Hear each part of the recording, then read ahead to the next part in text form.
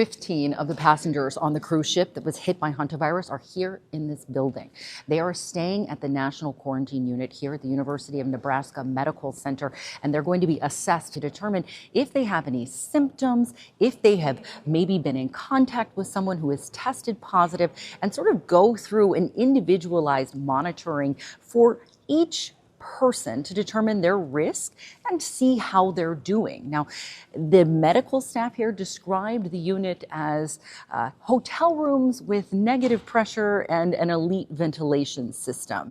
With the National Quarantine Unit and the Biocontainment Unit, our teams are evaluating these patients in these more specialized hotel room-like areas for the quarantine unit to really make sure that we understand their risk of exposure, how high risk that might be, and the likelihood that they could potentially develop infection.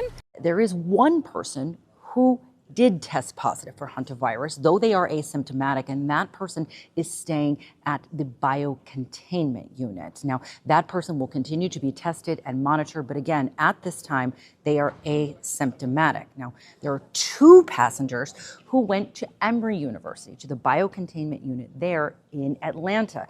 And the reason why is because one of those passengers is showing symptoms.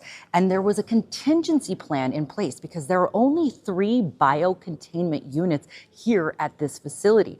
And they decided the best thing to do is divide and conquer, and just in case, send that person and another passenger to Atlanta so they could have room here in Nebraska in case other passengers tested positive. Now, it is a 42-day monitoring period.